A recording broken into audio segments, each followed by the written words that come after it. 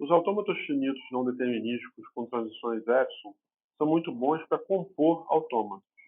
Então, no caso desse exemplo, em que a linguagem tem palavras terminadas com A, BB ou CC, a primeira coisa que a gente deve fazer é construir cada um desses autômatos. O autômato que reconhece A, o autômato que reconhece BB e o autômato que reconhece CCC. Depois, o que a gente faz é compor esses três autômatos com aquele que reconhece qualquer coisa. Sufixo é aquela cadeia que termina uma determinada palavra. Então a gente constrói um autômato que reconhece qualquer coisa no alfabeto ABC e depois a gente compõe através de transições epsilon esse autômato que reconhece qualquer palavra com cada um dos autômatos que reconhece o sufixo apropriado. Muito bem. Agora, como é que a gente computa nesse autômato? A gente precisa entender, basicamente, que ao conectar com uma transição epsilon, a gente está juntando, de certa forma, dois estados. Então é como se Q0, Q1, Q2 e Q4 fossem o mesmo estado. Então esse estado com A, ele fica nele próprio ou transita para QF. Então o estado resultante, na realidade, conjunto de estados, é Q0, Q1, Q2, Q4, QF, quando A é lido. Quando B é lido, desse superestado, Q0, Q1, Q2, Q4, com B, ele transita para Q3. E lendo C, desse estado Q0, Q1, Q2, Q4, ele transita para Q5 ou se mantém nele próprio, uma vez que, através de Q0, podemos ficar em Q0 com qualquer elemento do alfabeto. Então, a ideia da computação num autômato finito não determinístico com transições epsilon é essa, que a gente encurte, digamos assim, o caminho por essa transição epsilon. A transição epsilon, ela junta dois estados. E por que a gente utiliza os autômatos finitos com transições epsilon? Porque ele nos dá essa facilidade de especificação.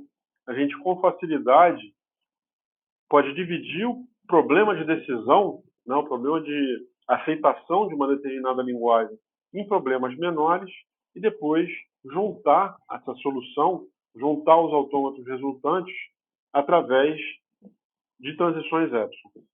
A questão agora é como é que a gente formaliza a computação com a FN epsilon.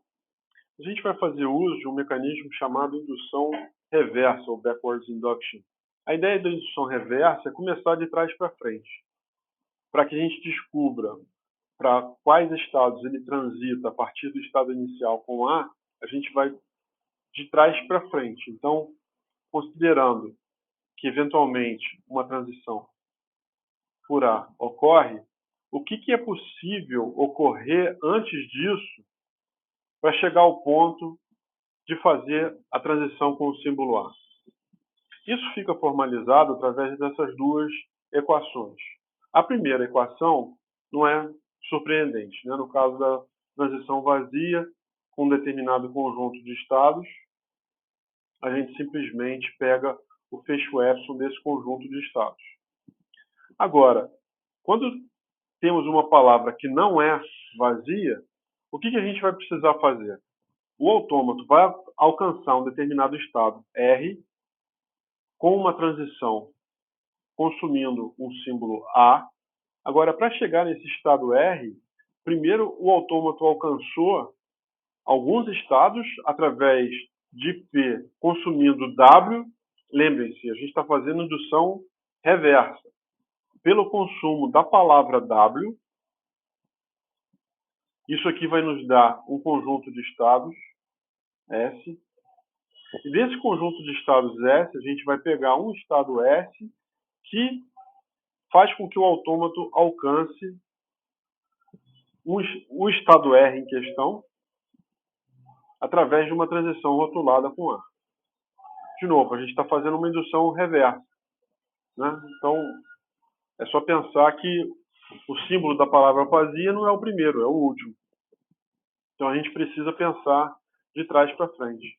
E tendo encontrado, então, esse conjunto R, a gente finalmente aplica o fecho epsilon sobre ele, para zipar, digamos assim, né, ou para comprimir as transições epsilon que são úteis para a gente construir o autômato através da composição de outros.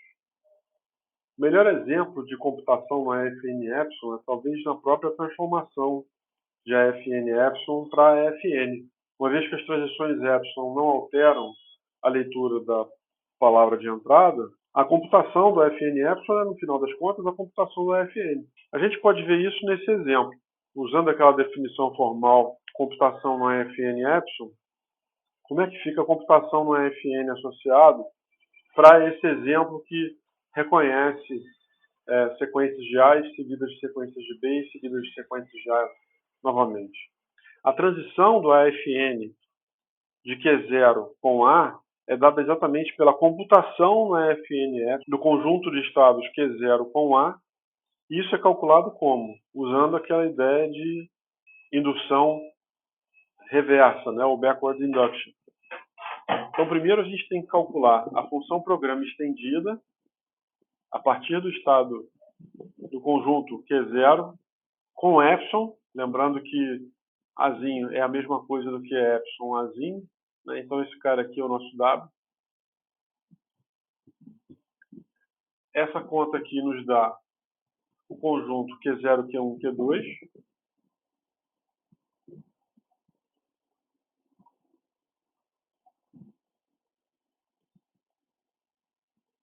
Nesse conjunto, o único que possui uma transição rotulada com A é o próprio Q0.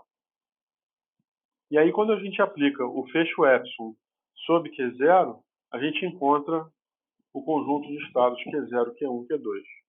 Então, a gente precisa simplesmente aplicar esse mesmo raciocínio para todos os outros estados, para cada um dos símbolos do alfabeto.